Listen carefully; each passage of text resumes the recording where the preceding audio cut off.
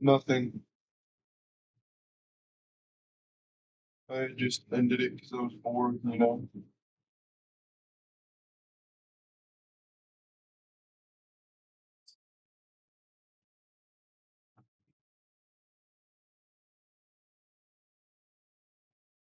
It's kind of weird, not gonna lie. Yeah, yeah, that's about it. No, no. Okay, it's kind of weird.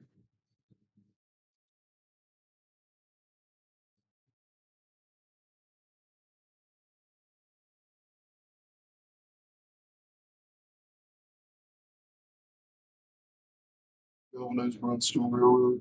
It's kind of funny.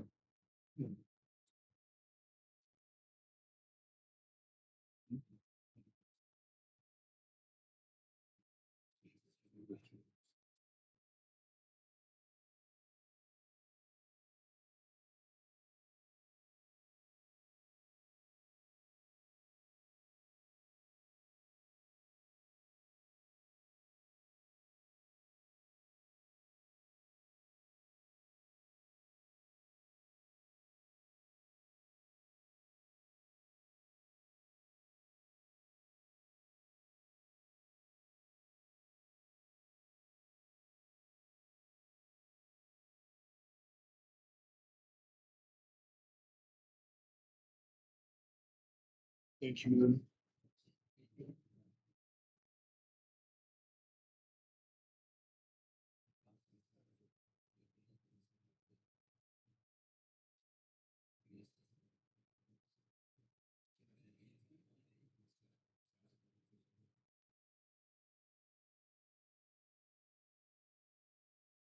Thanks, bro.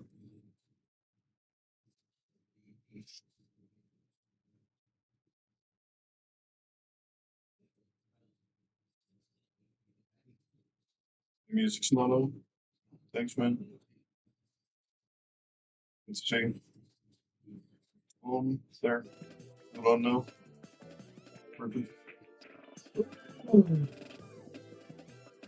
That's good, bro. Yep.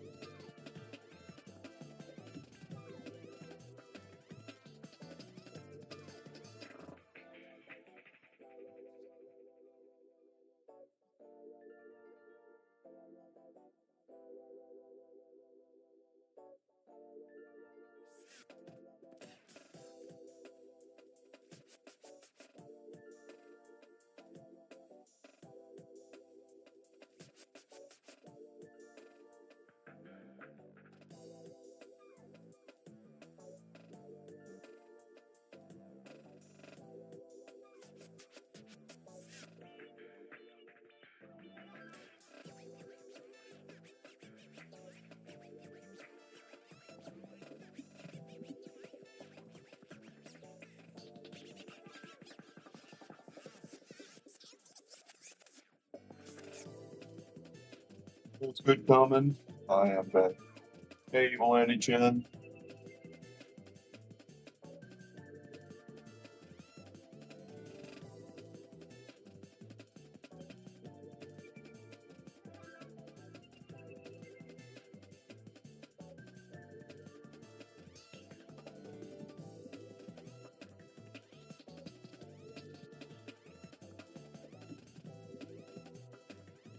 Good coming, the game.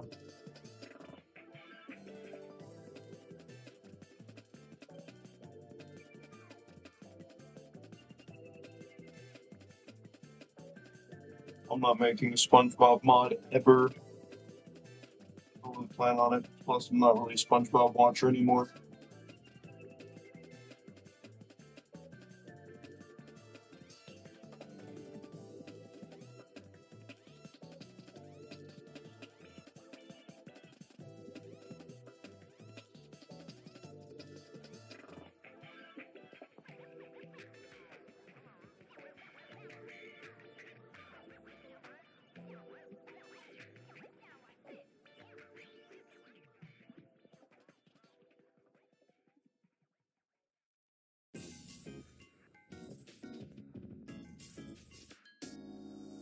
GG.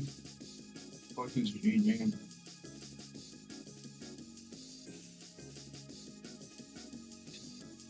Have an egg? What do you mean you have an egg?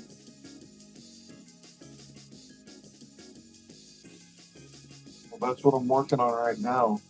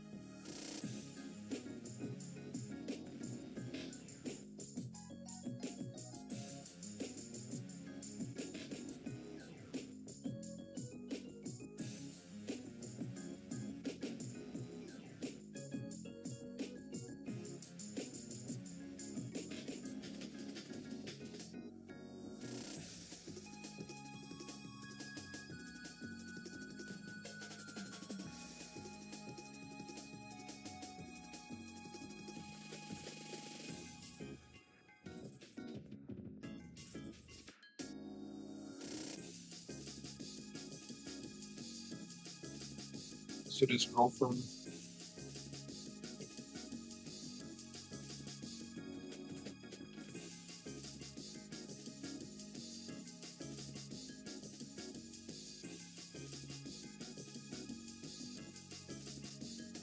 Oh, hey, looking for YT. It's been a long ass time since you've been here. It's what, noon? Jeez, we really have an entire rainbow of people. A girl from the Netherlands, an East Asian country, another America, Africa. That is, you're getting better at girl from her. I know.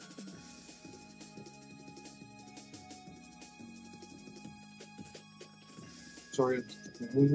Damn, you have school. I don't have school until next month. Bro, the stream sucks. Oh, boo. I'm so sorry you landed, Chan. If you really do feel that way, just leave. I'm pretty sure my Twitch can do without your view. Honestly.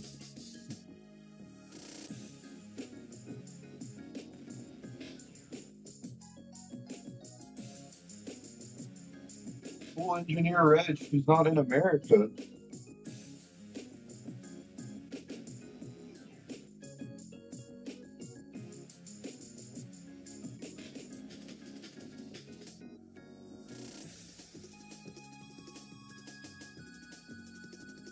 You suck. Well, wow. I'm so sorry, some 11-year-old who thinks I'm Phantom Arcade.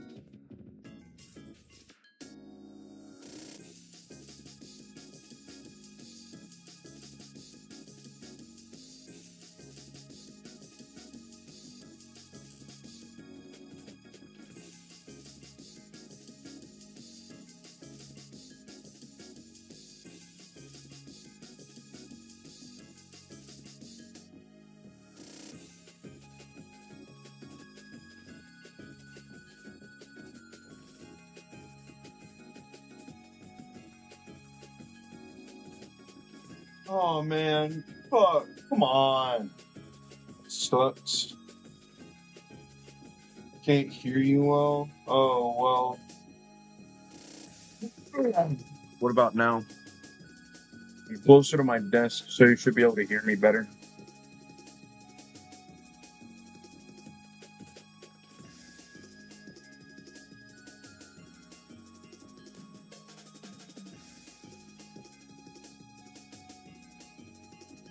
His mic is on. There's just this Dutch person being an ass. It's fine, I don't really care.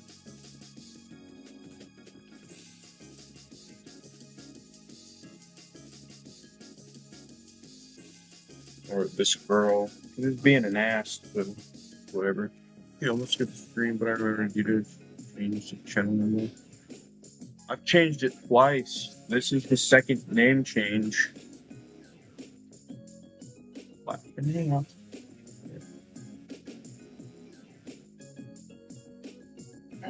Oh. Yeah.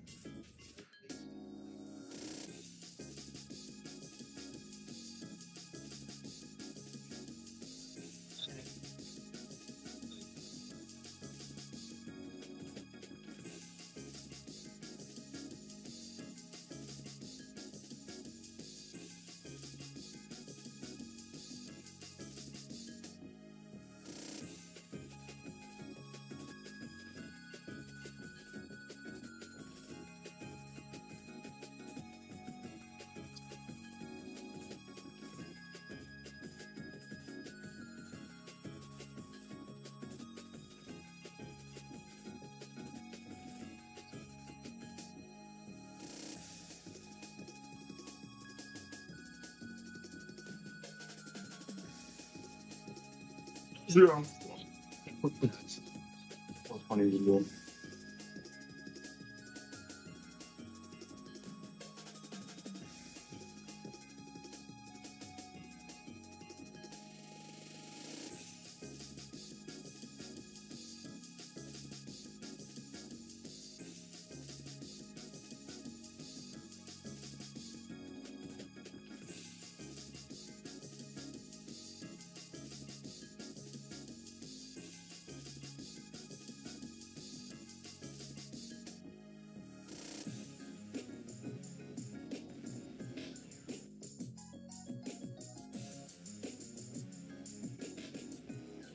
Girlfriend, thank you, bro.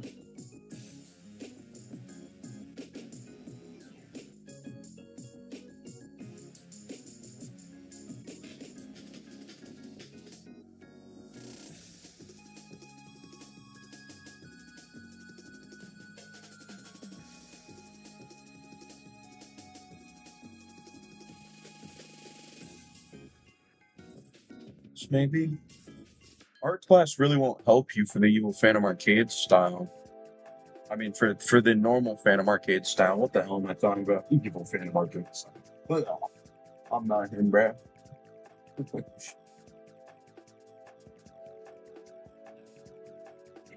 I'm blowing my.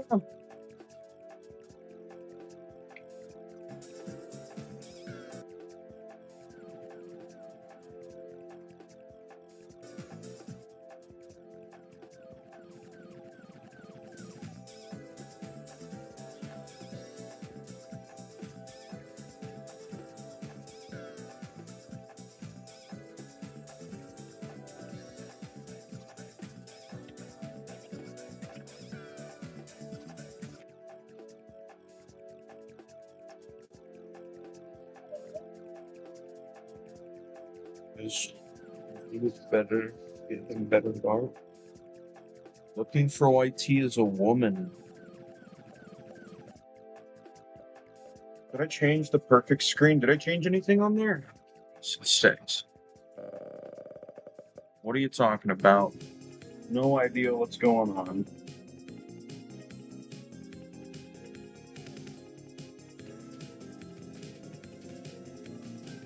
Okay, I'll leave it. Good.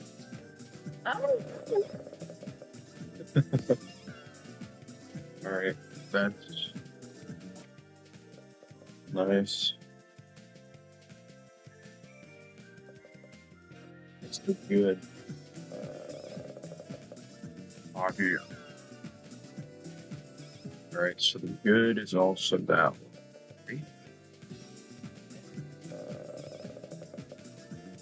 Yeah.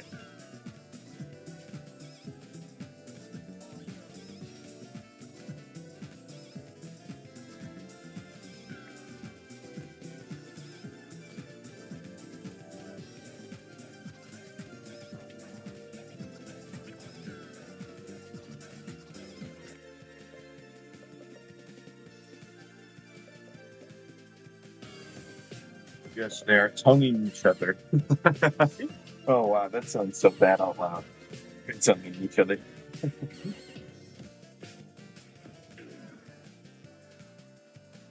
Man.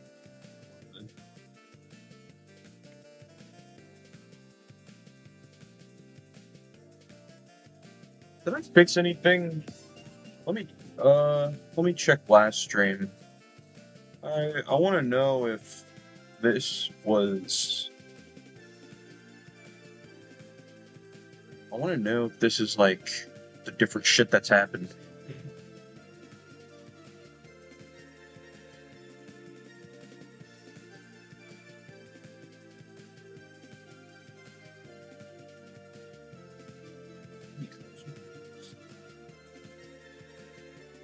Five five 666. Oh, that's kind of odd. I have 555 and 666 subs. Evil. 666 is pretty.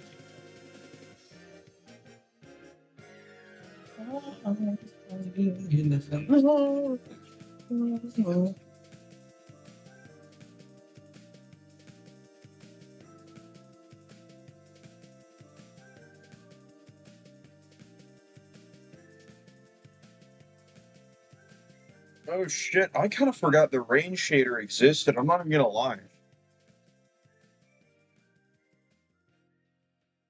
Like, I'm being. No, don't turn me to a month of this. Oh, yeah, moment I need that figure B if it's a 2.0. Yeah. Are you doing FNF mommy art yet? That's not my job. I gave that to someone else because I'm a lazy bum. I mean, I'll have to do some mom art for week 5. I'll have to do some, and I had to do it for the menu, so. Okay. Here's the new background. It's fully done.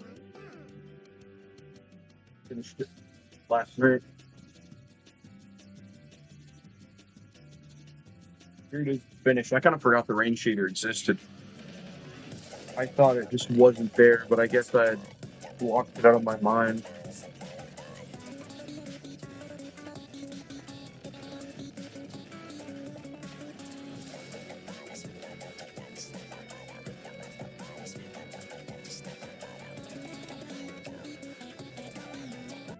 Why doesn't it looks like static? Not what? Looks like static. God. Can you even hear the front end clunking? Yes, you can.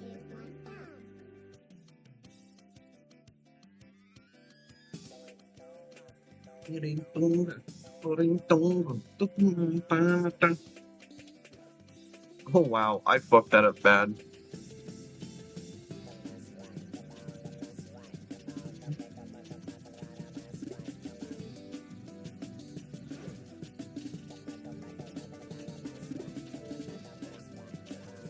It doesn't look like static to me.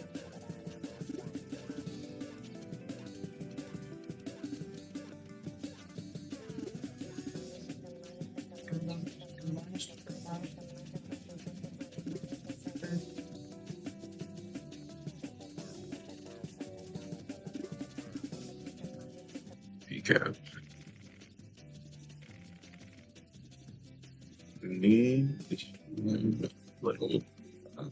Well, it'll look better in the full update. Oh yeah, here's the mom if nobody's seen anything on her. This is the current test. I know she looks so sexy. Holy shit, she actually did work on it.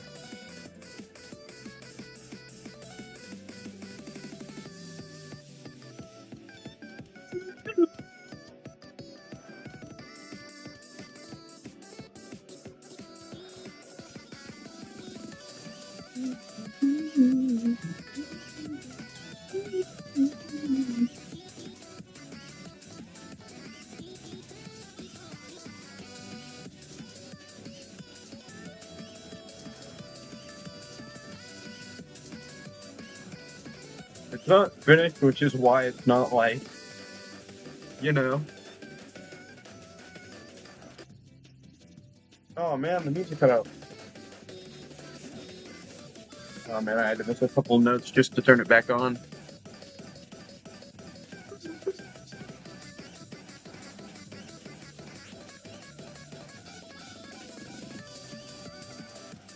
And mommy looks gross.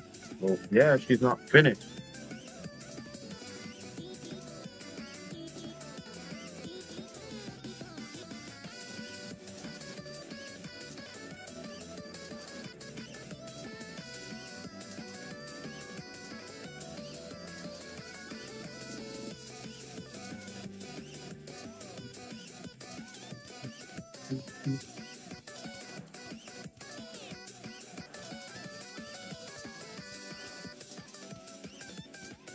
His mic is in for me. I don't know what you mean by him.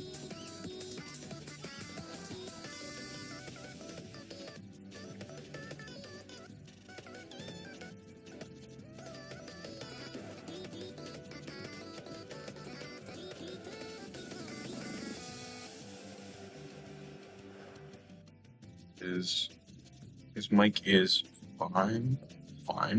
I don't know what he's trying to say, if I'm being honest. Mic is. Here's Skid and Pump. I guess I can show you the new Boyfriend Cheer. I don't know if I'll remake Skid and Pump soon or not. I'm not too good at this frame by frame bullshit. Am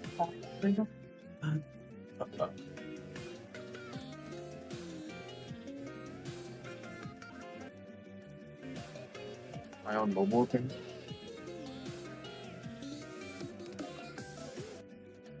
Yeah, I did that all frame by frame, which is something I've never tried. Can I do Senpai? I'll do what the random says, and if it does anything and it refreshed, oh my fucking god. I didn't want to play Senpai, god damn it. You're lucky. You lucky fuck. You lucky fuck. Boyfriend and girlfriend are not finished. I still have to finish them, but Senpai's done. Why am I keep looking at the character side in chat whenever I'm playing this game.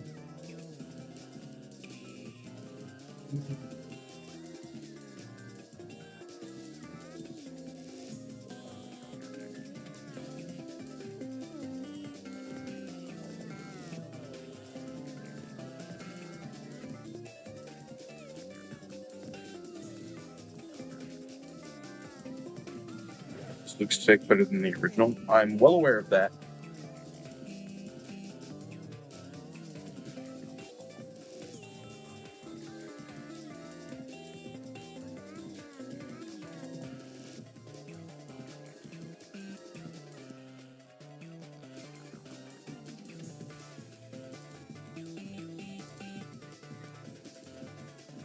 What am I pressing?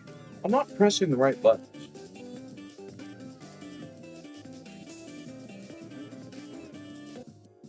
Miriam, Senpai's no good narcissist. Well, Senpai's a bunch of things.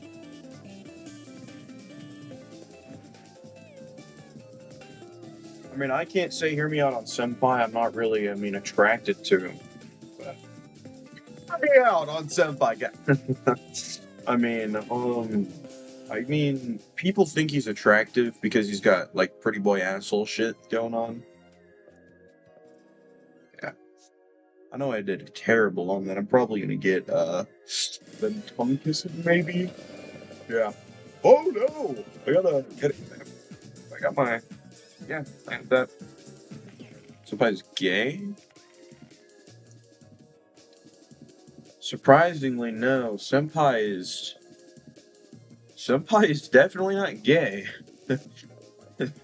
I don't think he likes those type of people. Oh my god. Senpai is like he's everything bad. He's racist, he's every type of the phobe. I mean, even though I don't really agree with homosexuality, do what you want, man. I mean, I'm not gonna fucking knock you down for it. Probably homosexual or something. Phantom Arcade confirmed that he's not gay. He's just like really fucking. He's just really homophobic. And he's like. Yeah, Phantom Arcade confirmed that he's like homophobic, so he can't be gay if he's homophobic for obvious reason. You know, he doesn't like fucking men. Wait, no, no. I mean, he doesn't like men, but he doesn't like gay people. He calls them slurs. Slurs. I'm calling you many homophobic slurs. It's a nice animation.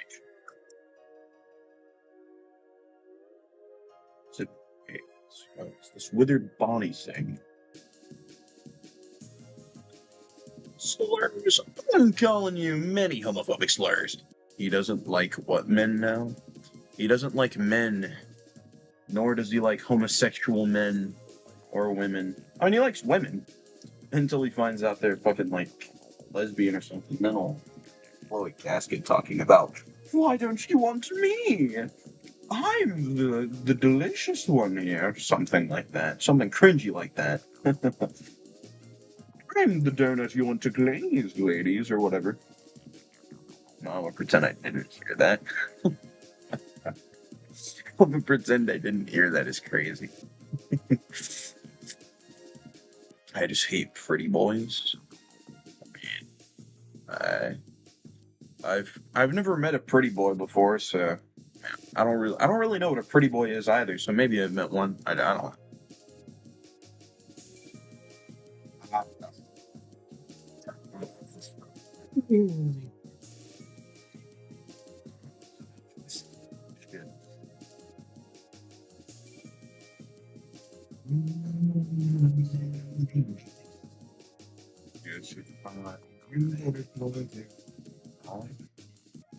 What's out there in the basket? Door.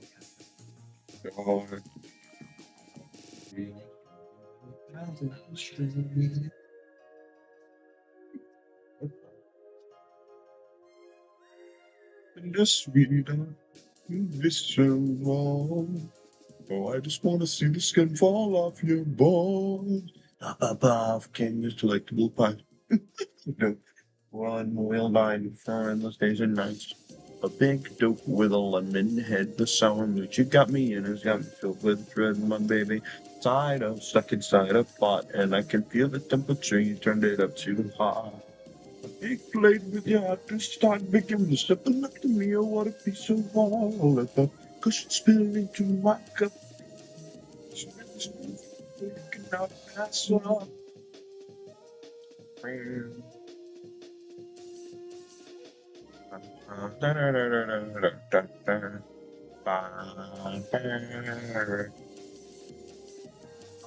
lost for one. Rangers watching slime. Not too much, my most was the struggle say. There's sleeping in my head. No, man. Goes can be.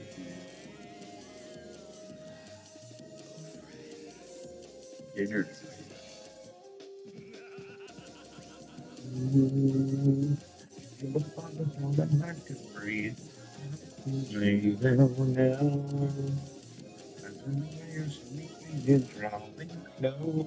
Do I have TikTok? Yes, I do.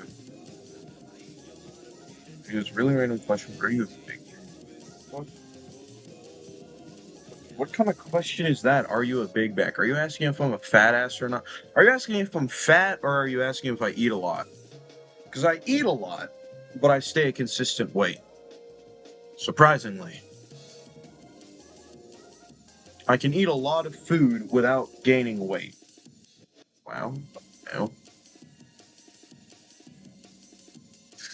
Because earlier I just downed an entire pizza with some cheesy bread and a milkshake, and I've stayed at my consistent, like, 200 pounds.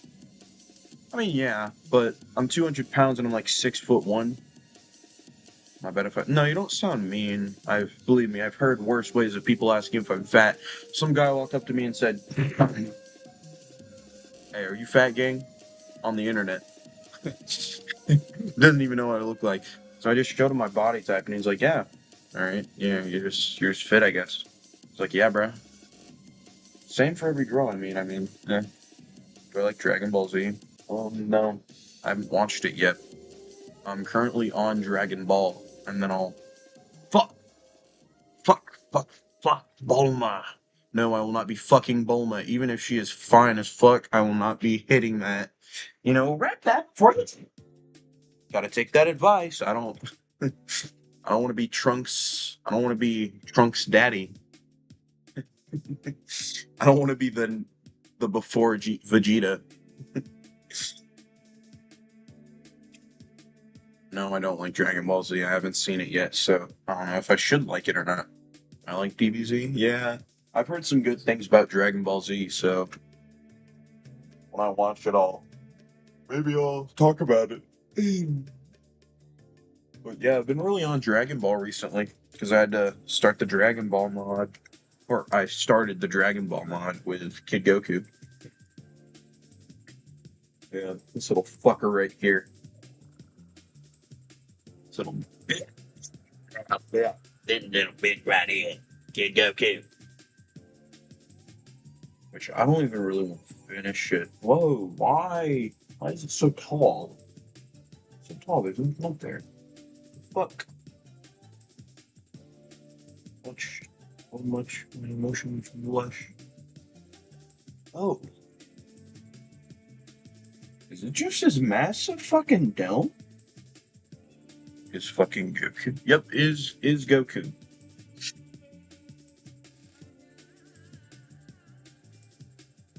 I might ask Mykarm if he wants. Might ask Mykarm if he wants to join. Let's go.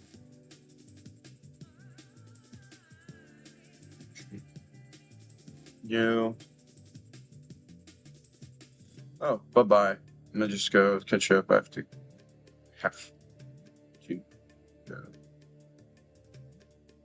I'm gonna just go because I have HW to catch up. Homework to catch up. Bye bye. See ya. Hey, listen to me while you're doing homework. It might make it go by faster. In my car.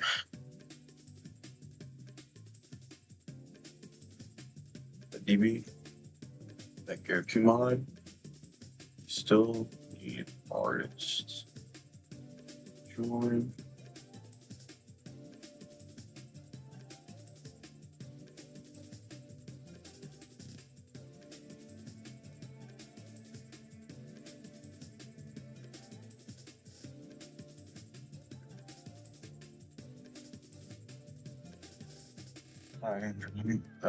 Yeah. Awesome. Just finished jerking off to Freddy Fazbear's massive. Yeah, I love saying shit like that. Makes me giggle.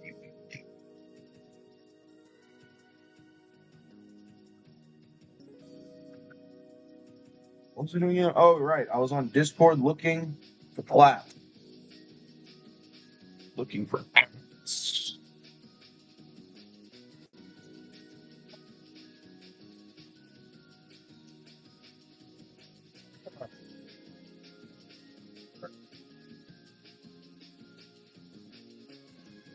Ew. Oh, whoa. Is he still in Sir? He's still here. I thought he wasn't. Yeah. Yeah. Move.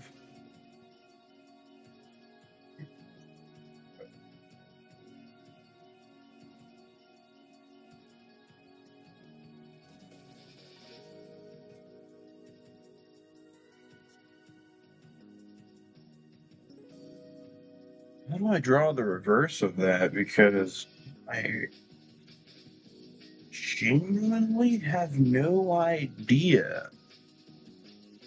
Fuck. Damn. I'm just gonna.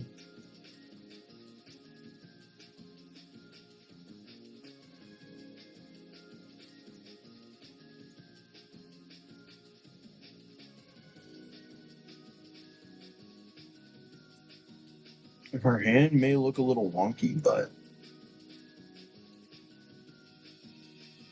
That's the price you gotta pay when you don't know how to draw hands like that. Look on a video, maybe? There aren't really many videos with girlfriends' hands like this.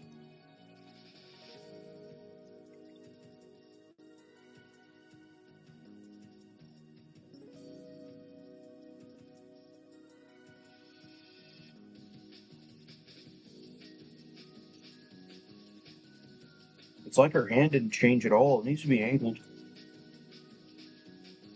Or just check her hand. If I draw it like this.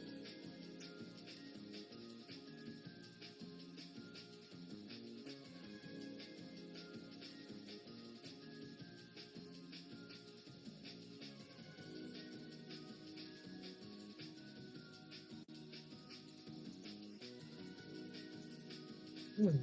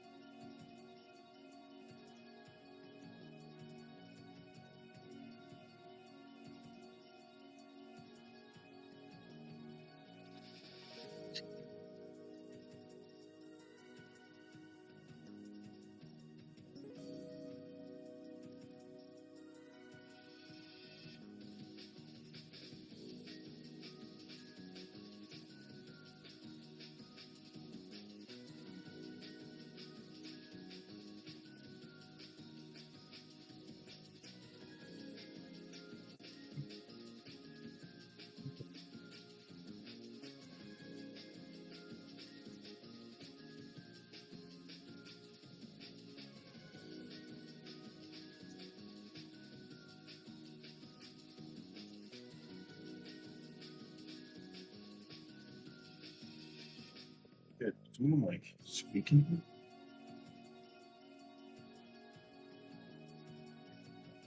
Smile.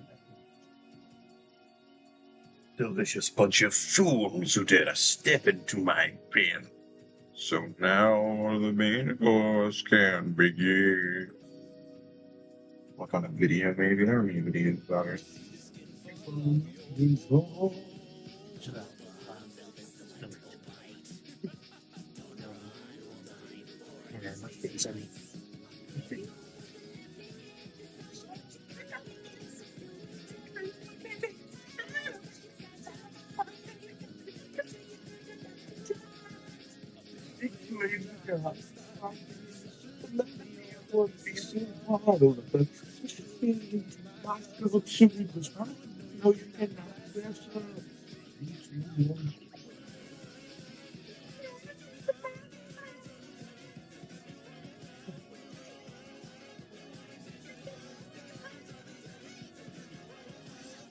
Fuck up! Damn! Give me a chance to sing.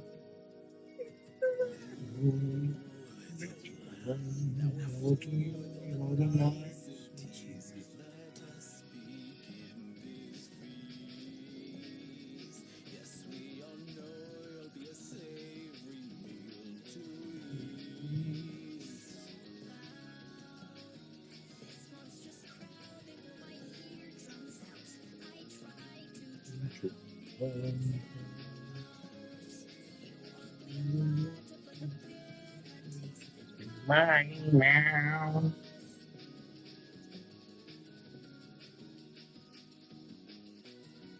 I gave her some fat fucking hand.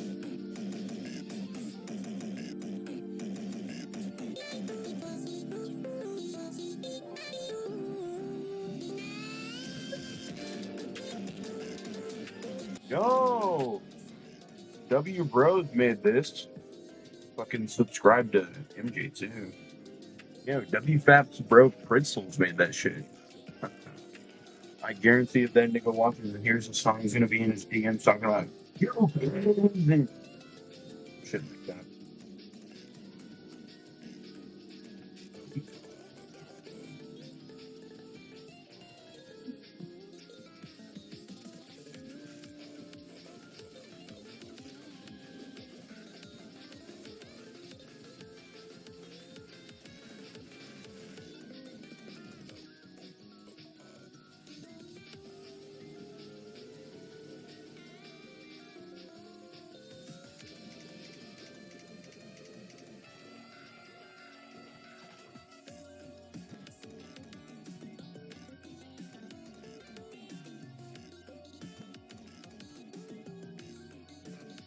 Okay, yeah, it is facing the right way. I'm just a little high right now.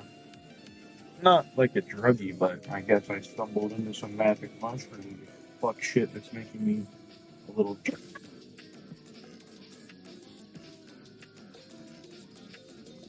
I think I need some serious help. Almost done.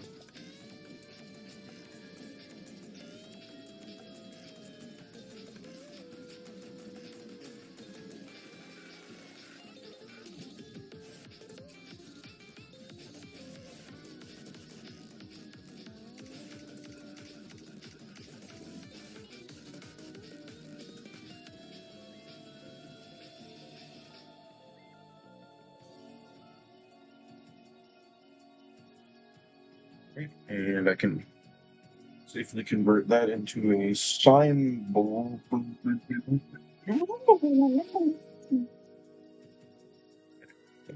gonna keep watching my YouTube video.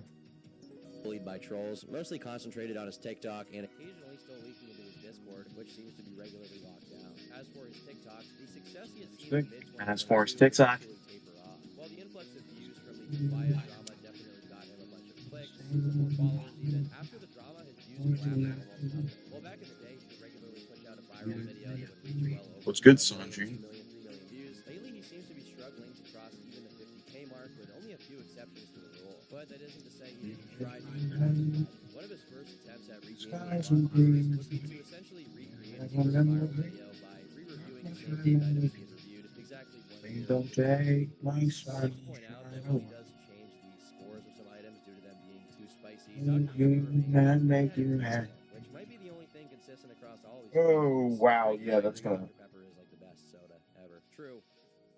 1 year ago today, I posted a video that boosted Doing, my whole TikTok career.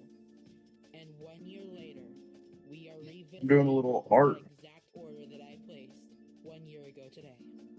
This is trying Wingstop for the first time recreated. The video did end up doing decently for itself, got around 400,000 views, but of course, this isn't even grabbing at the ankles of some of his more successful uploads. The comments, as always, are entirely negative, not helped by the fact that Nova doesn't seem to have ever caught on to why exactly the food reviews have become so popular in the first place, as he basically fancies himself as a TikTok version of the report of the week. Frankly, it's a little disturbing how far he's been going to retain his old viewership. Pretty much every type of It's video flashing. has been repeated ad nauseum, from videos of him chugging random drinks to constantly doing these food reviews, pretending as though he's bestowing some kind of deep wisdom upon us peasants. The culinary master. But no matter how hard he tried, he hasn't been able to stave off the fact that he just can't pull the same numbers anymore, with the most successful clips in terms of raw viewership being some rather cringy skit-style TikToks, which are, really good. Yeah, they're good.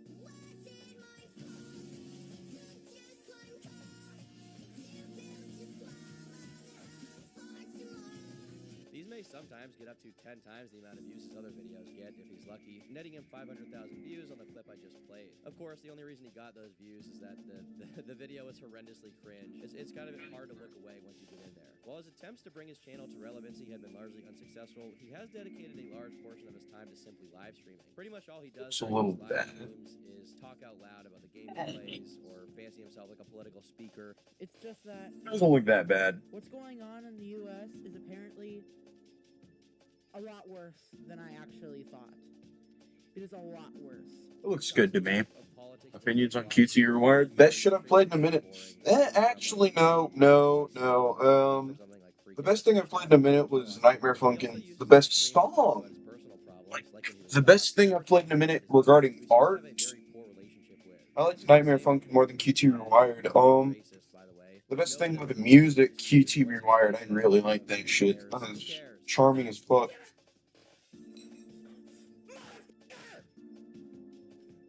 Very, very nice. In fact, I was making some QT art earlier. It is. And some of these streams, he shows a surprising amount of introspection. Is this, Makes one think if he's truly as what gullible I'm as he looking comes for? across. However, his TikTok lives are interesting. Was I looking for again? My QT art. He started an interesting trend a couple of months ago, wherein he would start a TikTok live stream while pretending he hadn't been aware of starting it. He would just sit there quietly, of course. Yeah. Oh yeah, by the way, this might be the new design for QT. I found it in the FLAs. Yeah, here's what I was drawing. Boyfriend looks a little goofy as fuck, but Hydro QT. seconds. Then he continues to do this for the entire rest of the stream, talking out loud and commenting over a video game, only to suddenly exclaim at the end that he had been streaming, and it's like, oh, what, I was streaming? Again, I don't know why he pretended to not know, considering he was commentating out loud the entire time, clearly for the benefit of an audience, like, unless he wants us to think he is actually schizophrenic, which is not a good look, I think, but maybe it is, I don't know. He would do a similar thing for another stream where he pretended to have been unaware of being live. This time he didn't just talk to himself, though, as he instead opted to sing along with some of these songs that we were playing. I'll let you pick which one's worse.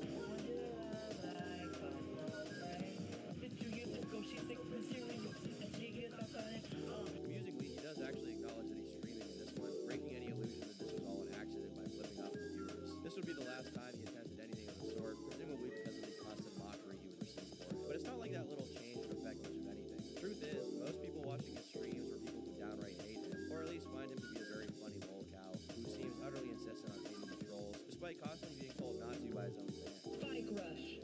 I will defend you all with my power. I was actually missing my dad so much last night. And you chose not to go and ruin it. Actually, you.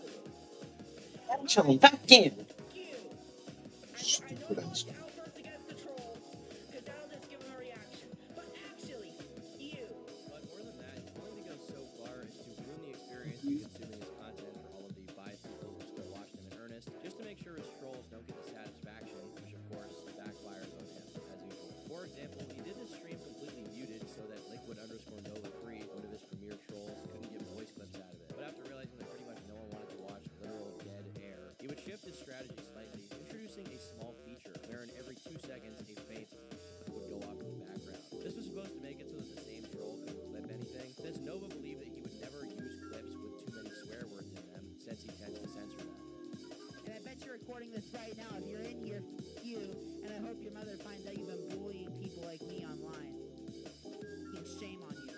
However, he would eventually wisen up, at least in regards to Liquid_Nova3 in particular, no longer sabotaging himself just to get back at him. But that doesn't mean there aren't more memeable clips to go around, like this one where he bans a user for having the name Nova Grooms and explains how the username was fabricating him. Oh my fucking gosh. Hey, thanks for the free money, bozo. Hold on, I'm gonna take care of this. Hope you enjoyed getting blocked. I know, but his username is fabricating me. But to give him some credit, while this seems like he's all too eager for utter self-destruction, that's not completely the case. Recently, he started a new genre of videos on his channel dedicated to his experience of going to the gym. In fact, he would rebrand an alt account of his and focus on entirely gym content, which, funnily enough, pulls better numbers for him than his main channel videos at times. Imagine if this guy actually got jacked. Like, that would be kind of a nice thing to see. I don't know if it's a redemption arc, but it's like better than nothing, you know? I would like to see it, and I think that he probably would grow a lot on TikTok if he actually got jacked. For the most part, though, this is about it. Nova hasn't really changed much about his content making in the past couple of months, going back and forth between low-quality live streams, cringy TikTok videos, as well as updates on his gym-related content, which don't amount to very much visible progress at this point. He continues to be a content farm for people like Liquid_Nova3, who at this point is probably his most popular troll, as well as Kiwi Tapes and people like that. Nova continues to be on his Discord, which still gets regularly raided, leading to multiple channels being blocked to this day. Shockingly, though, he still manages to have a genuine, albeit very modest, following, with his Discord being populated at large by people who seem to be genuine fans or enjoyers of his content, or at least engage with him as though they do take him seriously in some way. They may be the last of a dying breed, as Nova slowly slips deeper into irrelevancy. Or you know what? Maybe in 3 years he'll be the most jacked guy on all of the gram. Only time will tell. There are a lot of genuine creeps on TikTok, from the aforementioned Buddy Haynes to the infamous Jupiter the Hybrid, all of us cover on my main channel actually, or sorry, my other channel, Turkey Tom, so go subscribe there. If you're not, and Jupiter the Hybrid honestly has all the makings of a serial killer at this rate. There are people that are so vile that it's hard to describe them in any term besides horror cow, or person that deserves to slip on the banana peel, potentially in a very harmful and dangerous way. Nova Online, though, is a tad different from a lot of other TikTok lol cows. He's definitely a creep, having literally engaged in his own perverted Good fantasies Daniel since Paul original. 14, and there's no doubt he deserves every bit of hate he gets, and then some. Yet, as I get towards the end of this video, it's honestly difficult to take Nova so seriously just because of how goofy he is. While he himself may pretend this is not the case, Nova at this point in time is a There, little more of a lol cow. 90% of QT the art, he gets I is guess, trolls. might post Something it he later. himself doesn't even see as rat. He believes he has like a legitimate fan base, which is just not the case. Except for me, I'm his #1 fan. Shout out. He's so desperate to reclaim his old glory, to strike gold and make it big as an influencer, only to fail at every single opportunity he gets. I imagine some of you may find it somewhat heartbreaking that we'll probably never see any real legal repercussions for okay. his crimes, but the truth is that Oh, it's one of those Twitch bots. I fucking hate it. these crimes to begin with, given that the case against him in a court of law may be seen as somewhat flimsy. If you ask me, the punishment he got in becoming one of the most fruitful lolcows of this generation is not quite enough of a punishment, but it is a pretty fitting fate. I honestly can't conceive of a better one right now, other than the aforementioned banana peel slip, which I'm sure will be happening very soon. That being said, if you guys enjoyed this video, be sure to smash like. If you disliked it, smash PewDiePie dislike, Pewdie dislike, Friday with PewDiePie. And be sure to leave a comment down below with your thoughts on all this. It's always good to hear what you guys have to say. Usually you guys are very intelligent in the comment section, very well spoken, geniuses. Definitely not one dead meme that everyone spams forever. That I can't really complain about because you guys are making videos. The fuck? Time, like every single video is littered with the same comment, but that's honestly a hypothetical thing. That's sort of Schrodinger's Minecraft Roblox comments section. It's not real, but if you guys enjoyed, The hell? video tomorrow. What happened to the menu? Goodbye, soldiers. See you in the next one. What the fuck? And be sure to become a member. For $5 a month, they get the members-only podcasts and exclusive videos that only members get. Thanks so much for your support.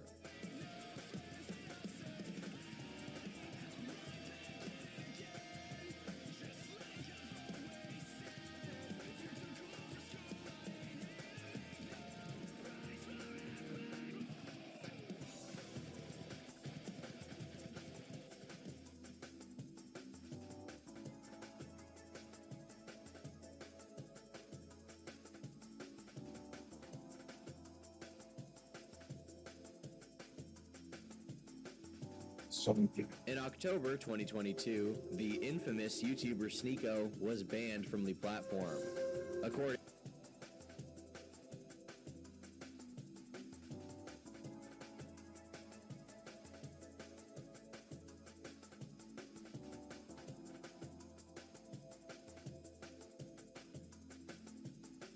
At this point, you're likely aware that TikTok is a serious PDF problem. Being overwhelmingly populated by kids, it's prime hunting grounds for the sort.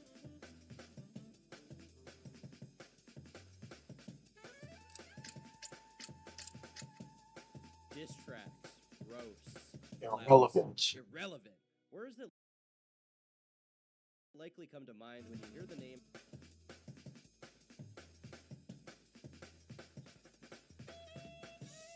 RiceGum, the online alias of Brian Lee. From 2016 to 2019, Rice was one of the most popular people on YouTube. His blown-out, oversaturated thumbnails could be seen across the site's homepage time and time again. Some of his songs have tens of millions of plays on Spotify, and on YouTube, their respective music videos reach more than 100 million hits. But it feels like we never hear about RiceGum anymore. The last time he was in the news at all was when he was caught participating in the Save the Kids crypto scam alongside FaZe K and Sam Pepper. So how did one of the most popular roast channels on YouTube, someone who was integral to so much drama over the course of his career and was absolutely mobbed when he was spotted at VidCon by his young fan base, manage to be totally forgotten about in just a matter of a few years? Well, today we'll find out. Some of these guys will never make a dime. But in the process, they've been the true renegades.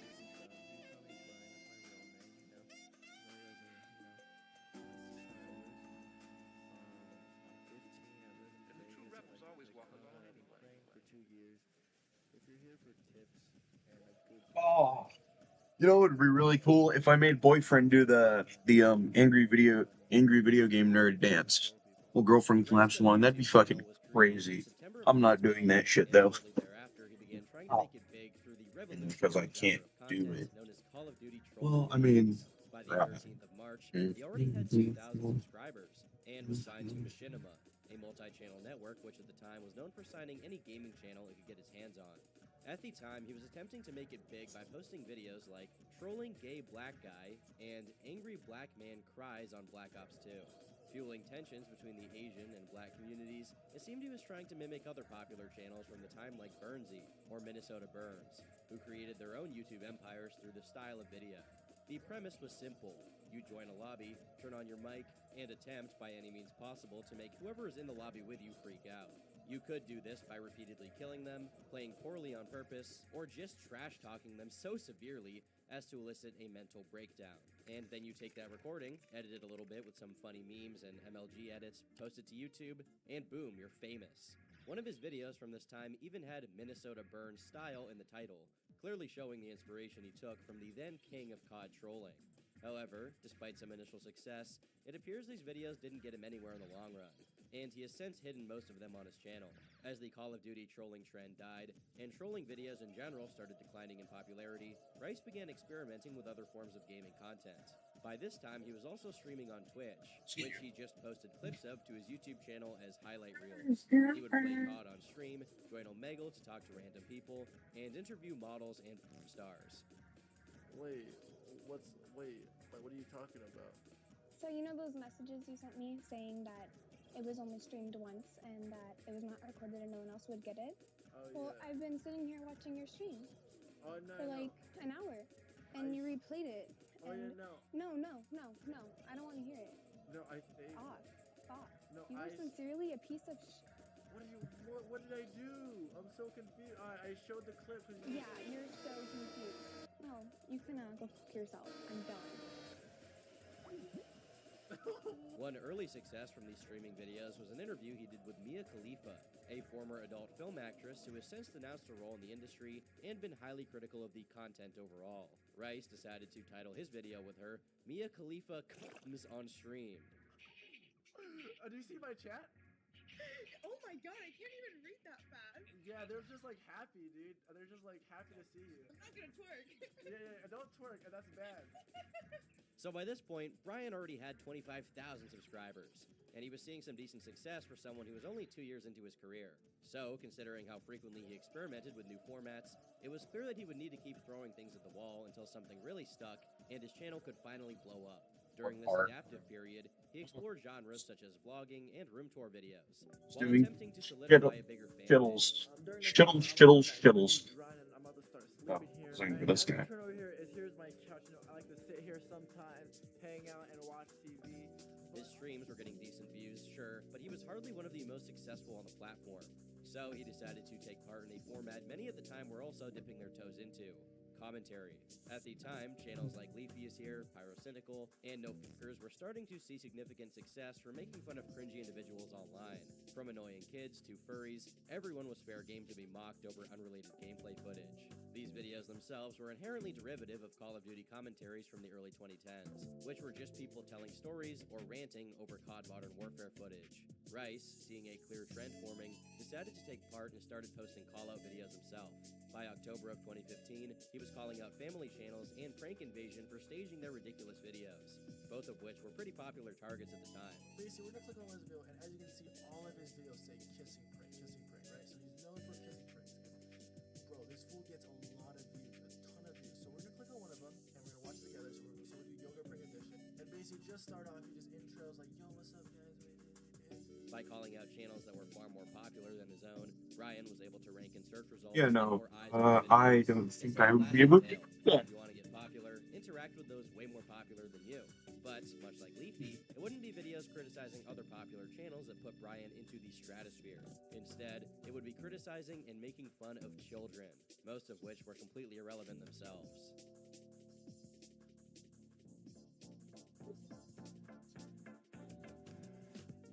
While Leafy's first viral series was Kids That DDoS. Hey, what's up, guys? Today we're going to be talking about DDoSing.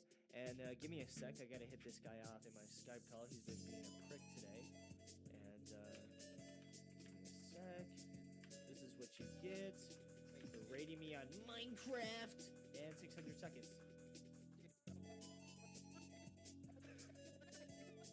Rice Gum would begin experimenting with the series known as These Kids Must Be Stopped. On December 8th of 2015, he uploaded the first installment. The video addresses musical.ly, usually called Musical.ly, a now defunct social media app created the year prior which focused on music, encouraging users to dance or lip-sync to popular songs.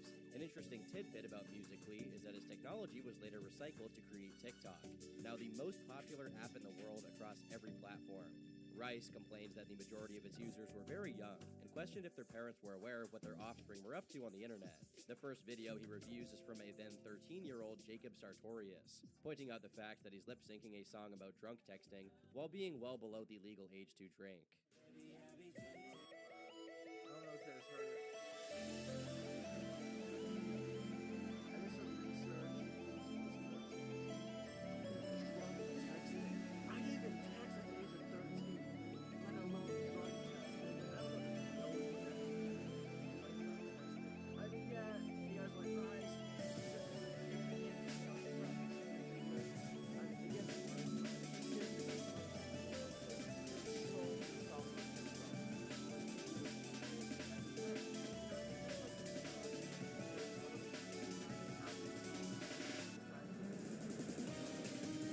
In the rest of the video, when expressing similar sentiments, being concerned over the fact that he was so young to advance the song with the top line lyrics about drug use and masturbation, another kind of out there topic for him.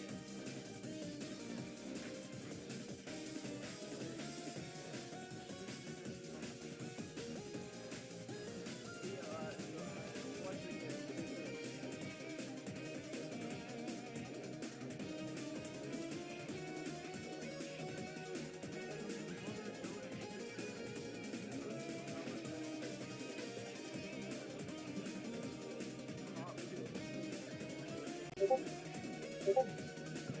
was a fairly simple morning. Rice opened with a tutorial, then spent the next 8 minutes watching these videos before finishing with a parody of the video he watched. Looking back, it's actually surprising it performed so well. Quality standards for content were more bottom of the barrel back then, but that's kind of the magic of it. He didn't have to be the most amazing video creator in the world. He could just be kind of funny and share with his audience, and they found it relatable, and they backed off that. This would come to be Rice's defining style of content for the next few years. Funnily enough, the first result of the video, he thanked his audience for the 900 comments he got on the last one. This video, however, it would go on to receive more than 100,000 comments. As a result of the cumulative 15 million views and comments. A few videos later, he would thank his audience for 50,000 subscribers. And he was just getting started. His next upload was entitled, "This Girl Must Be Stopped," posted on May 4th of 2019. It featured Rice teaching her how to make her own music songs and the account of post shopping videos. My husband is playing a Pokemon game called Grinder. He's about to naturally bounce off and has to go up for an hour. Yesterday, one of them was so mad. Found incessant oil in my husband's bed. Selfie. You know my husband is my promotion on after my new right here. He's running jokes for Evelyn Presley. Repeated celebrity connected with the existing style. Her exotic home is detail, and her husband secretly being gay. She was the ideal target for any commentary channel. She also had a music career that was filled with absolutely unhinged lyrics. Her song, By the Alright, I'm back. No, I was in the bathroom.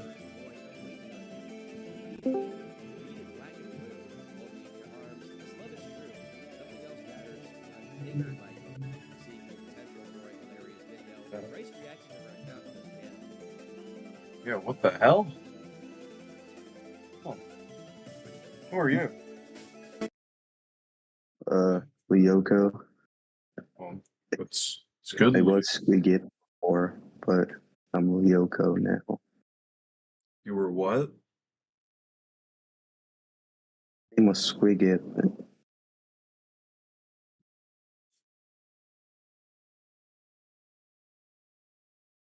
Awesome. Well, I'm live streaming right now, by the way. I thought people weren't allowed to join this channel. Because this is like the 2-person channel. Live stream, guys. We're gonna put me in Friday Night Funkin'. Yeah.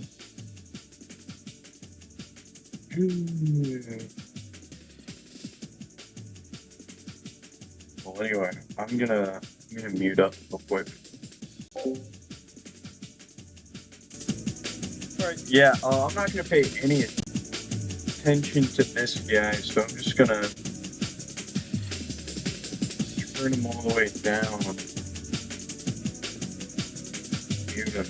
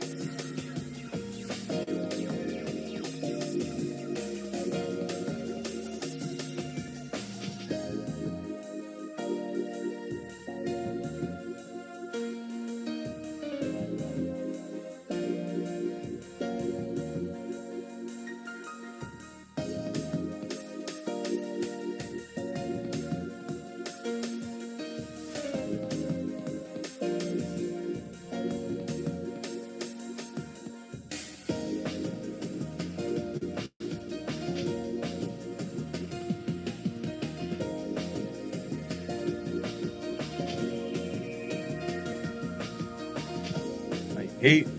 Oh, it's good. The Starlight Co. Beloved boyfriend. Thank you.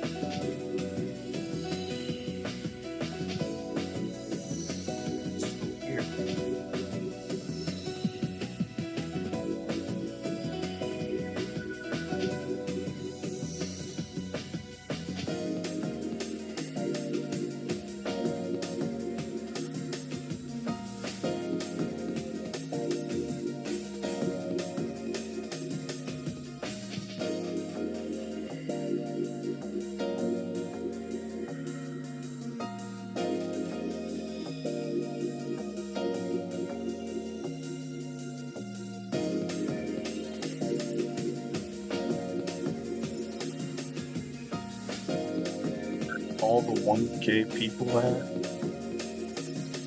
I don't know where all the 1K people at. I wish I had 1,000 people watching me.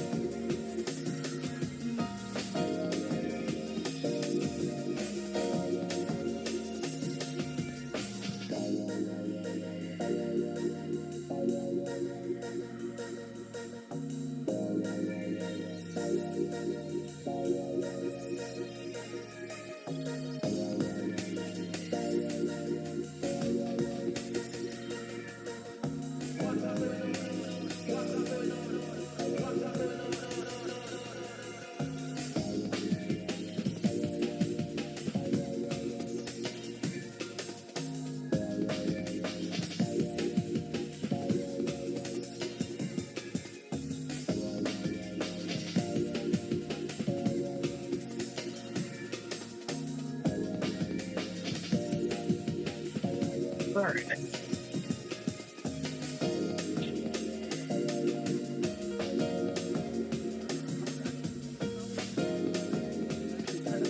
Like nowadays, girls don't even show off their man, brag about them. Like if my girlfriend ever did this, I would honestly be so happy because she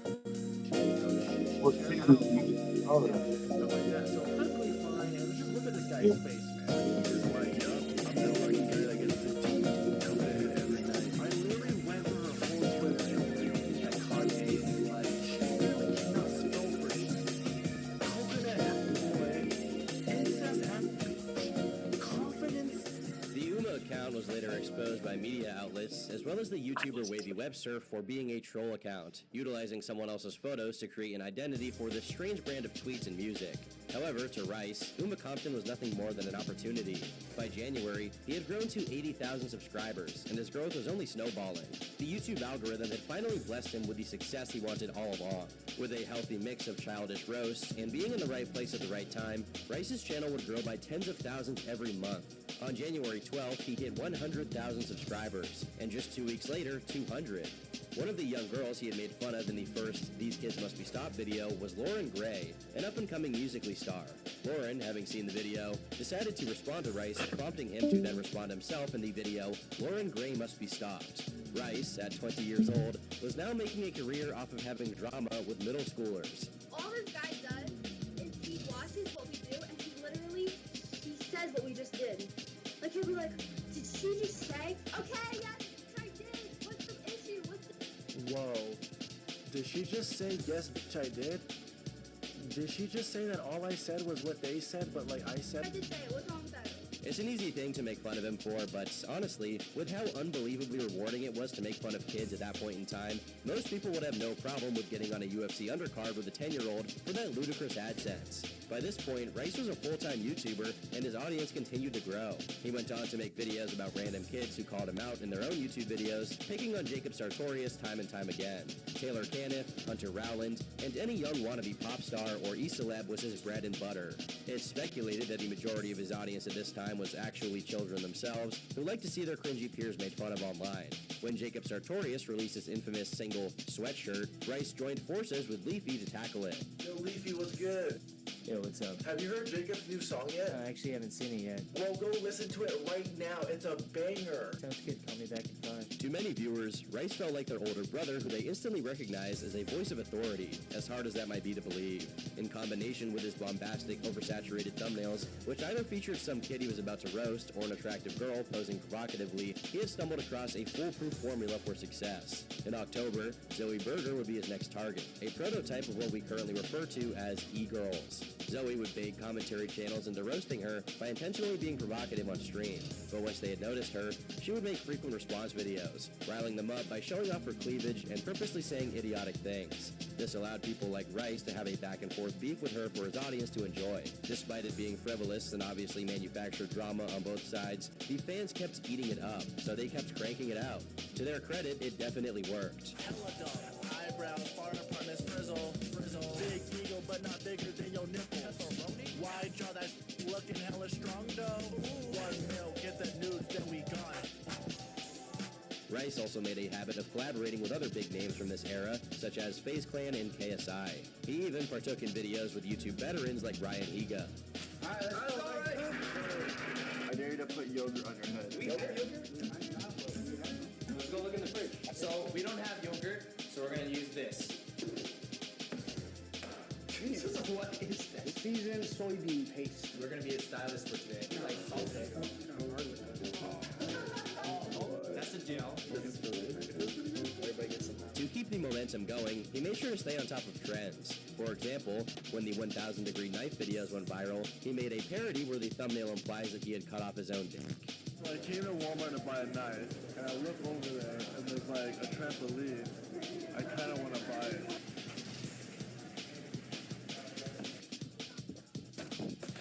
So I just have the trampoline. I've always wanted one. It's honestly not that bouncy. Oh! At every opportunity, he was upping the intensity of the drama and thumbnails in order to keep his audience interested. It was also during this time he posted his first diss tracks, which many may have forgot were completely ironic parody videos to begin with. He would include rap songs in his videos, making fun of kids like Jacob Sartorius or Hunter Rowland with purposely low-effort lyrics, and part of the joke was that they were terrible. All your fans are 10, they don't know what they are doing. Rolling up your sleeves, boy, you was looking stupid. You tried to pick that girl up, but you couldn't do it. I'm still trying to pick it. I can't find the talent. You can't sing, that you suck at rapping. Try it with your lip, cause you need some chapstick. You tried to be a singer, and look what happened. In April of 2016, Brian managed to surpass the milestone of 1 million subscribers. While people often shrug off subscriber counts today, 1 million was a much bigger deal then compared to now. After 3.5 plenty of trial and error, he had finally made his mark on the platform, even if it was as the guy who roasted little kids and family channels. I can't pretend it's high art, and I doubt he would try to claim it as either. His channel was mental junk food, and it never tried to be anything more, at least up until this point. Little did anyone know that Rice's channel was about to enter a new era, one where Rice became a part of LA celebrity culture itself, and would be involved in countless conflicts with other famous E-celebs.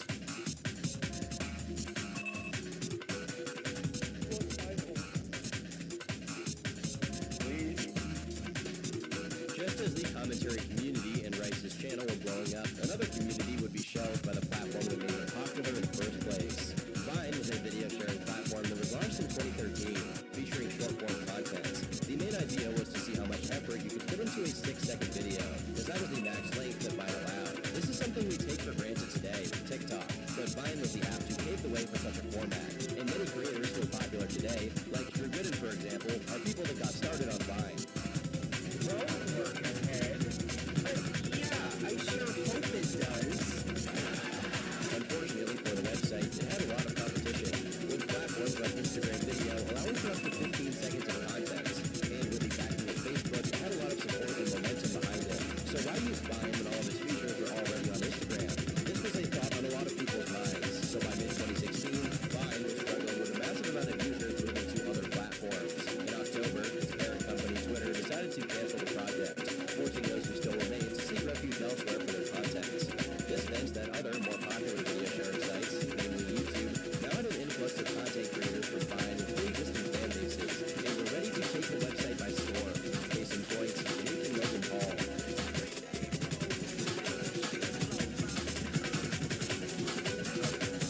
Jake and Logan were two wealthy bloggers who found instant success on YouTube. The lifestyle they showcased was speeding around Los Angeles in expensive supercars, living in mansions with their friends, dating models, being nuisances in public, and all at 18 and 19 years old, respectively, immediately became the talk of the town.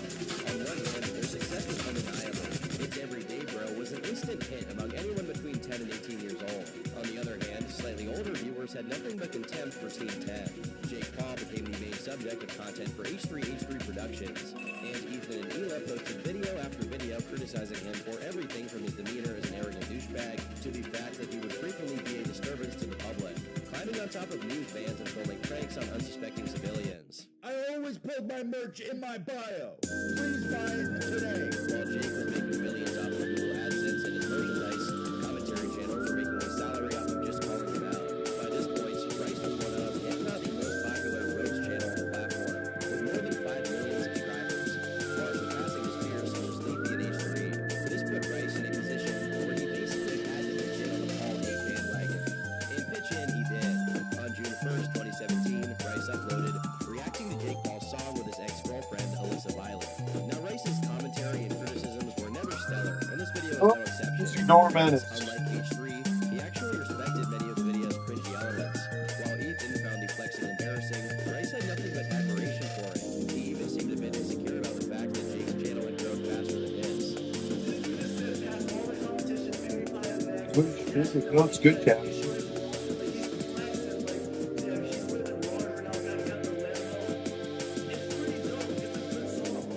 This video would also feature a cameo from Melissa, as well as members of FaZe Clan like Banks and Kay, showing the fact that Brian had made a lot of connections in the YouTube industry. This video accumulated 28 million views, and Brian knew he had to keep going.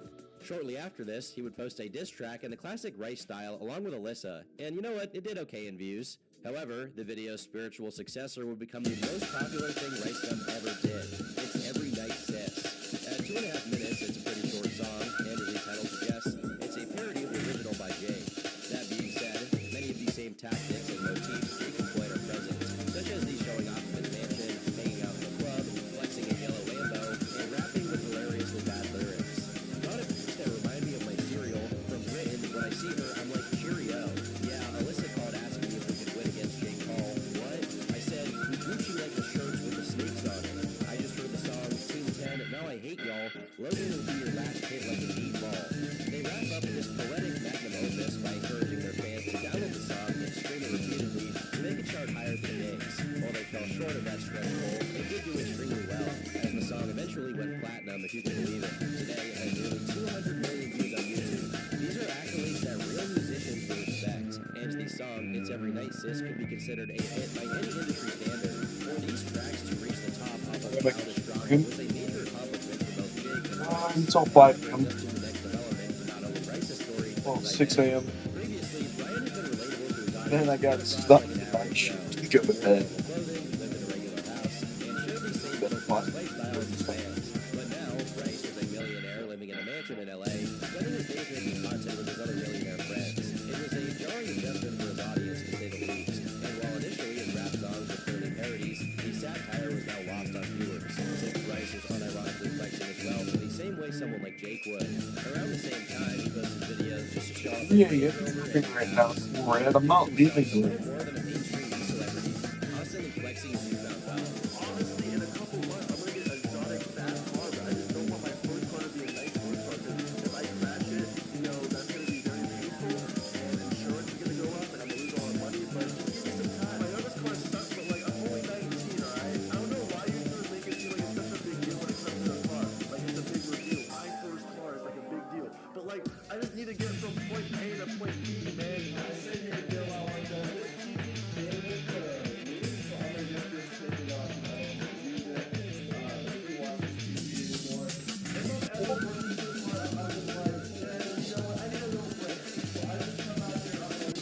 Been going by. He's got one chance. While his old audience felt conflicted about the changes, he was also seeing more success than ever before. Every other month, he was hitting the next million subscriber milestone. And it's not like he ever stopped posting the content that made him famous in the first place. He was still making fun of kids whenever the opportunity Fellow presented one. itself. It's good. Which at this point, Oh, some cool in people here, have Red. become Stream on critical. Twitch.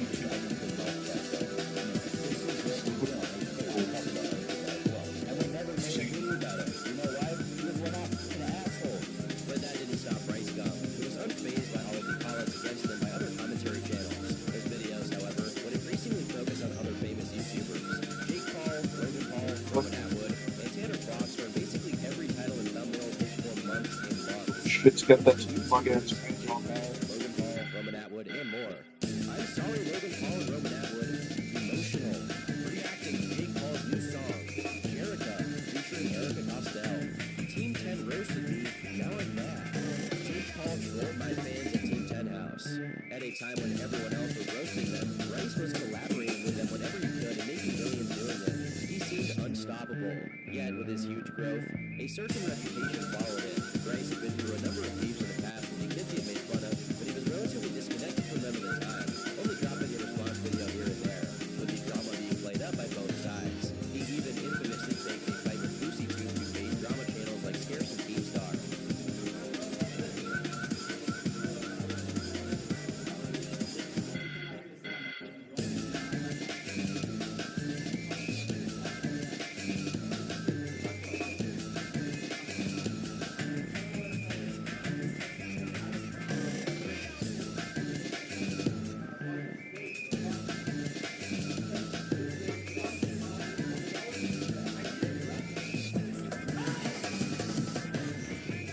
They literally planned the whole ordeal in advance, as Boosie admitted in a video on his channel later on.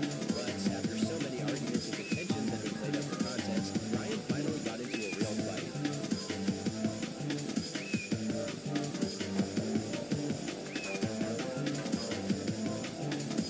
Gabby Hanna, she's got 5 million subscribers, is a former Viner, and in 2017 was at the peak of her relevancy online.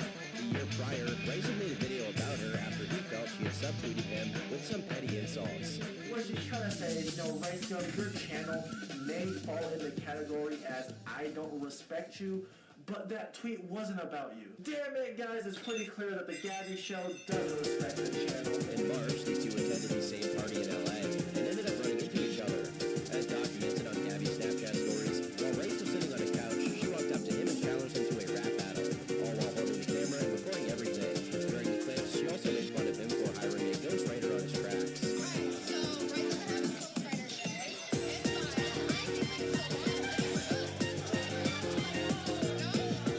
After what seemed like a friendly interaction, a very next Snapchat elaborated that Rice had hit her and shattered her phone. She then left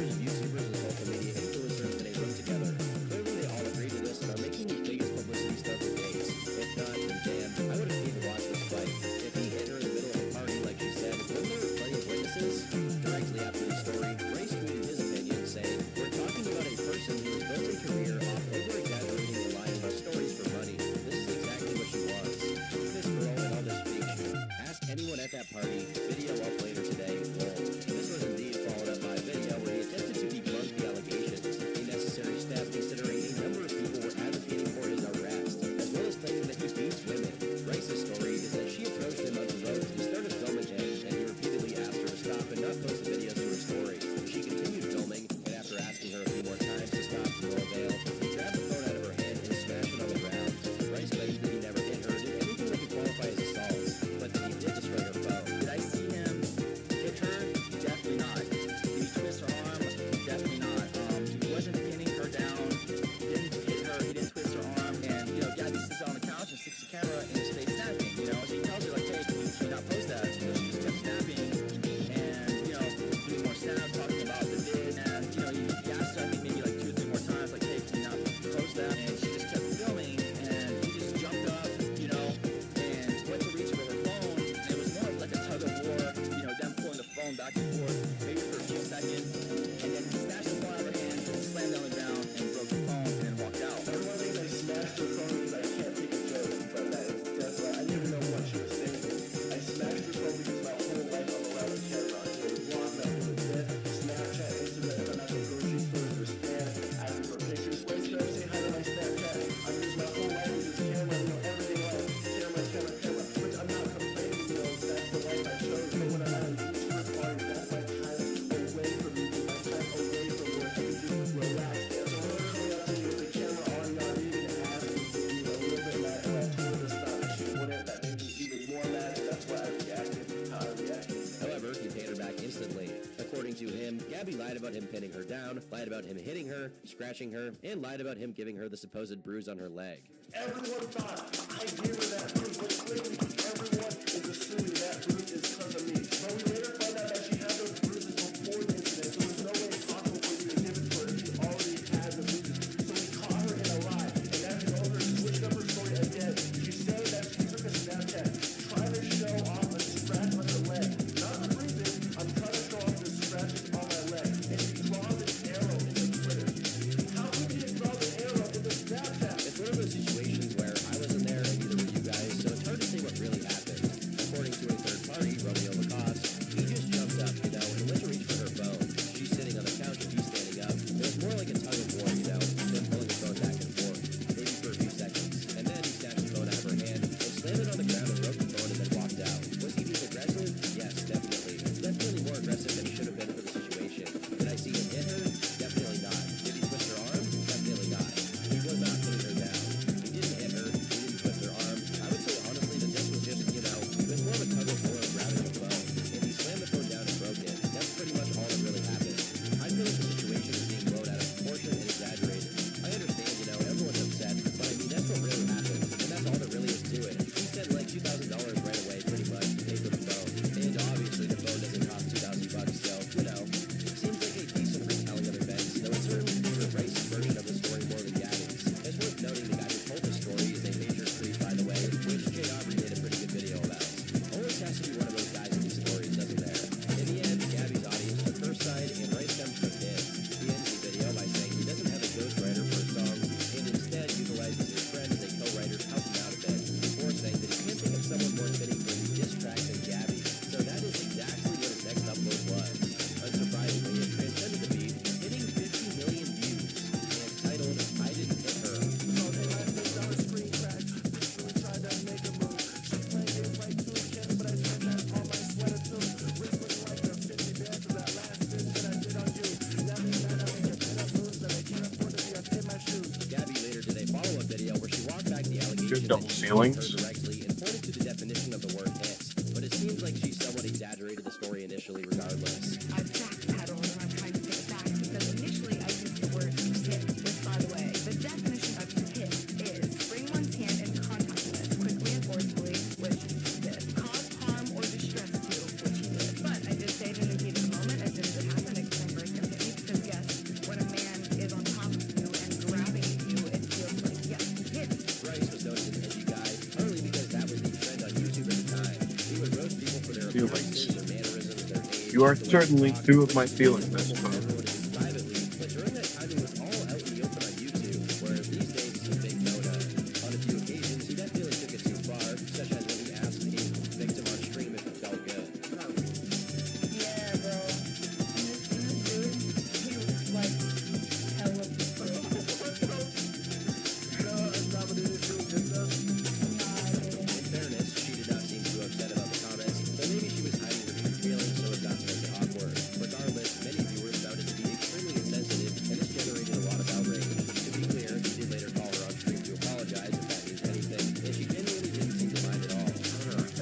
Bro, I'm sitting against the wall and saw a massive spider. Dang.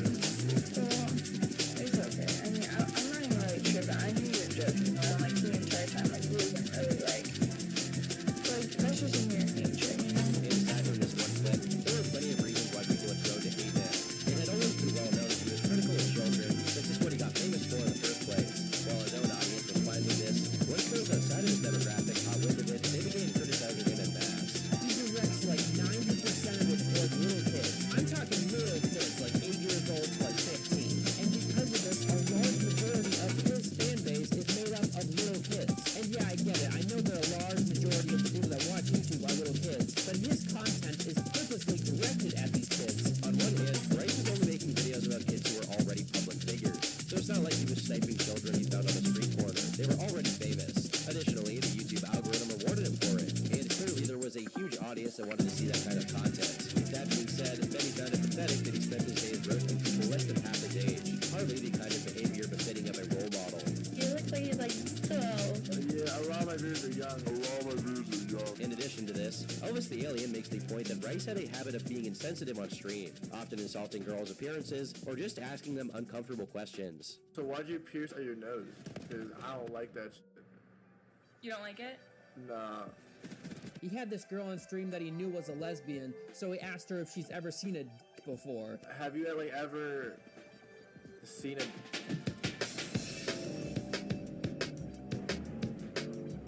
Yeah, no, because like, so you said that you're like, Good NARP. a lesbian. So NARPy's great. Yes, I've seen it. Like in person? Yep. I don't know, I think they're kind of immature. She was clearly uncomfortable in the situation, but he just kept dragging it out. It wasn't a situation where his audience didn't like it because they found it funny. And in fact, it was stuff like this that made them love him being a savage on stream. But to adults like Elvis and his viewers, this was unacceptable. This also highlighted an issue many had with Bryce, flexing. Okay, but I'm 19 and way more successful than you. Are you comparing other people like that? Now, but just know that it's like, if I'm your age, I would be living, you feel me? Many of his fans would play this off. This week, yep, I did. Good NARPy. It's a great There comes a point when you make the same NARPy. joke in every single piece of content, all the while putting others down at the same time. Then it becomes jarring to the average viewer. Moreover, it became clear Rice flexed for himself because he liked it. Whether it was flashing how much money he had or showing off his damning purchases, he enjoyed reminding everyone how out of touch he was with the comic book.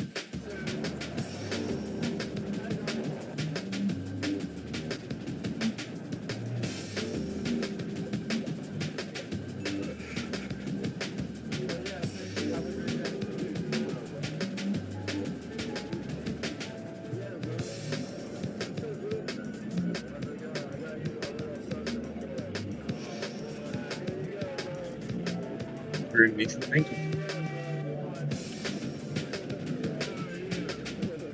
I have some explaining to do. As you guys all know, I live in like a $15 million house. Oh, my clothes keep getting $800. Let's start from top to bottom. Yeezy Red Octobers, Fragment 1, Off-White Nike. White Yeezys that are actually dirty because I actually wear them. Yeezys, more Yeezys, more Yeezys, more Yeezys. Off-White Air Maxes, and more Yeezys. And one last pair of Yeezys. Versace slippers. Off-White Air Prestos, Nikes. Green Adidas FMDs. Red Adidas FMDs. Black Adidas FMDs. Pink FMDs. Jordan Supreme 5 collaboration. Nike Supreme collaboration. We know that was it for the Yeezys. More Yeezys! Even for his longtime fans, the shtick was becoming graded. In his old videos, he sat in a normal suburban house. It was nice, but it wasn't totally unrelatable, as plenty of his fans came from the same background. However, it's hard to relate to $20,000 shopping sprees where you buy a bunch of shoes that you never wear. Bryce even filmed a video with his mom where he showed her all the stuff he bought.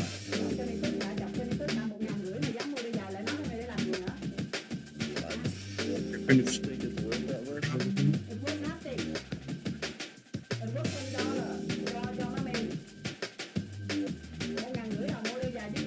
His megalomaniac tendencies also manifested in the word he would become infamous for calling everyone he disliked irrelevant. It was clear there was nothing Rice cared about besides money and the popularity of his online persona. To make the whole affair even more ridiculous, someone managed to catch him view-botting his Twitch stream, rendering his use of irrelevant as an insult extremely ironic, given he was so insecure about his low view count that he had paid out of his own pocket to artificially inflate it. This is a block control panel. I don't know what to tell you. Like, this is it right here. Once you see the purple ray against his face, he knows that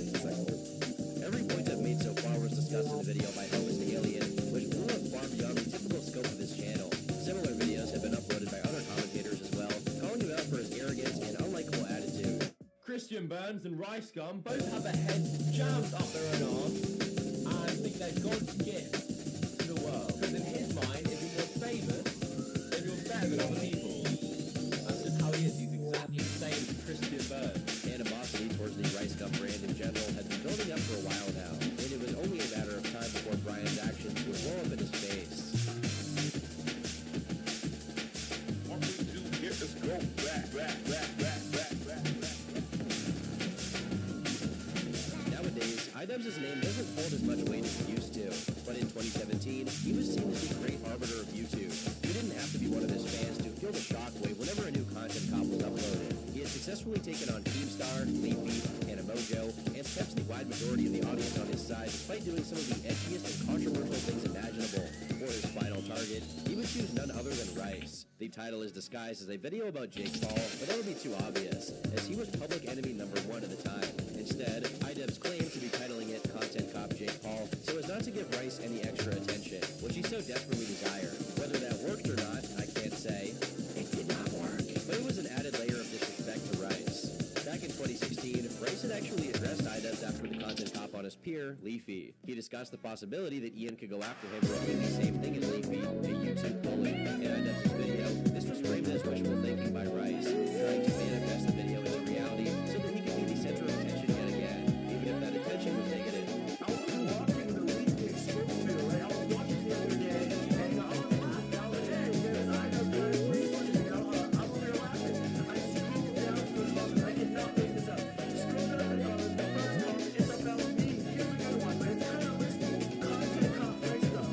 And I'm like, whoa, why is this guy so thrown ideas at iDubbbz for? Bottom line, what I'm trying to say is I'm next, guys. I'm next on the hit list. And if I'm not next, then I'm probably next. It would take 11 months, but Rice would eventually get his wish. In October of 2017, the Rice Gum Content Cop was released, and it would be the most popular video of the entire series. Today, it has gathered 50 million hits, and it voiced a lot of the crimes that people have with Rice for years. You can't just hide for a month and make a 20-minute video and randomly you don't even know if you surprise everyone and just drop it on the head. You can't just do that. I'm doing it. I'm doing it right now. First, Ian criticized his behavior on streams, such as reporting girls without their knowledge or lying to them about it to get them to talk to him, which flies in the face of the reason he was initially mad at Gabby Hanna. He also brought up to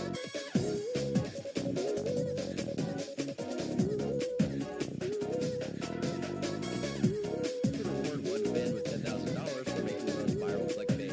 However, he never announced the winner on any of his social media platforms, meaning nobody was ever paid despite the promise that someone would be. Lastly, Ian brought up his irritating habit of obnoxiously flexing his expensive taste. $800 off-white $2,000. $450,000. Guess how much do you think this jacket was worth? $1,600. This was an easy gotcha at Rice, who was guilty as charged, though many people didn't take issue with his boasting since plenty of other rich YouTubers did the same. However, the point wasn't just that Rice was bragging and punching down on people that didn't have as much money as he did, it was that Rice did this as a way to overcompensate, precisely because he saw money as the only thing that validated him, most likely due to him being insecure in other areas. Added on top of this was the fact that Rice would do anything to get his videos to 10 minutes in length in order to earn some extra ad revenue, even if it jeopardized the quality of the content. Despite how unpopular and reviled this practice was, it became relatively common around this time. Hello, you guys. Subscribe if you're new. Comment. I read all comments. And now I try to make this video somehow 10 minutes. One of the criticisms levied against Rice was that any time a behavior of his got him in hot water, he defaulted to pretending it was a joke. Though this issue is far from exclusive to Rice Gum, considering how we've been dealing with "it's just a prank, bro" for years now, Rice pushed it to particularly extreme lengths. Ian challenges this and makes the point that Rice isn't joking or playing a character anymore. Maybe in some of his older videos there was an element of satire, with how intentionally bad his lyrics were, but at this point we're just seeing the real Rice Gum on camera every day. That is all fake beef. So if you want to call that a joke, go for it. But you are undoubtedly the biggest fence rider on YouTube. Following this, Ian relitigated the Gabby Hanna story, analyzing what his exact motivation was for doing what he did. The conclusion being that his actions were another offshoot of his insecurity problem. Since if he had walked away from the situation, it would have meant he was seen as a coward. Ian's point was that smashing her phone was counterproductive because it made him look like the thing he was trying so hard to not look like, an oversensitive bitch. Would you guys like to hear the juiciest bit of hypocrisy? Probably should have threw her phone But I mean, if you're gonna record me at a party when I'm off guard, This girl literally came up to me in person. Didn't ask me, hey Rice, do you mind if I vlog? She just came up to me, camera already on, and I was so unexpected. It kind of sounds like he doesn't like being recorded without his consent. How interesting. no, I'm not streaming though. I just wanted to call you. Oh, you're not? No, I know. I just wanted to call you and just talk. The video's critique section wraps up in a 7-minute video showing Rice's entitlement and envy. Rice had a habit of putting other creators down for not pulling the same amount of views as him, criticizing YouTube for inviting Tyler Oakley and Grace Helbig to VidCon and not him. He seemed to feel as though his level of popularity entitled him to an exclusive spot at VidCon and in the YouTube Rewind that year. Additionally, Rice had been critical of a man named Christian Burns for insulting a security guard at VidCon and putting him down for not being some kind of B-celebrity. This is all well and good, and Christian was indeed being a very bad person, but Rice was guilty of the same behavior on so many occasions that it made his criticism pretty laughable. I cannot believe these are actual words coming out of another human mouth. We get it, bro. You're rich, you're famous, but it does not give you the right to be me and call these security guards irrelevant. Like, they really just do their job. Tell all those guys that are irrelevant now, hey, irrelevant, irrelevant. I feel like this guy thinks he's like above people, and he was calling people peasants and irrelevant, like, irrelevant. Because they're irrelevant. Gabby Show, another pretty irrelevant YouTuber. Rice also started drama over the smallest jokes about him, putting people's names in the title if they made one comment that lately hinted at making fun of him, which also screamed of his desperation for views, attention, and his general insecurity. The odd ones out, Jacksepticeye, PewDiePie, you name the big YouTuber, and Rice found a way to vie for their attention like a little boy who punches the girl he has a crush on. Ian ends the video by criticizing Rice's rap lyrics and songs overall, making fun of him needing a ghostwriter and insecurities about the quality of his content, constantly talking about improving it, for having just started out and how he'll eventually make better videos, so on and so forth. It wraps up with a diss track starring Boy in a Band, PewDiePie, and Ethan Klein. It's a pretty memorable track to this day, and while it's not really my thing, I would say it's better than most of what Rice did at the time.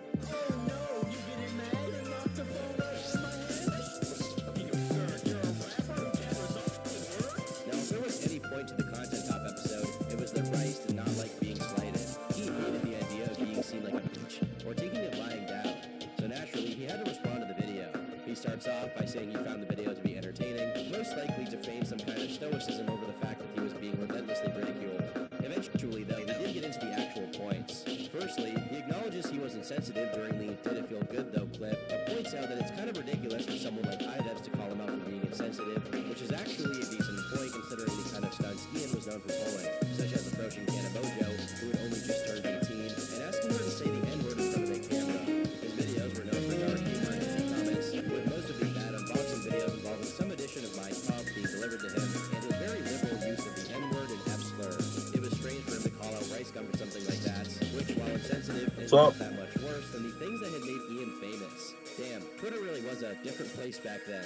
As for the cringy clips of him on livestream, he explains that he was just trying to do anything to blow up, and most of these clips were from when he was in high school. There's a lot of like old live stream clips from like 2 to 3 years ago, and at this point it's getting annoying, man. I just need to talk about it. Bro, she'll let me pipe her. Yeah, but she definitely wants some.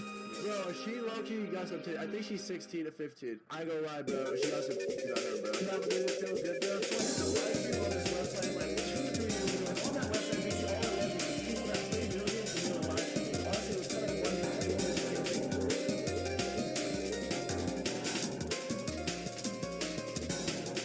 Fuck.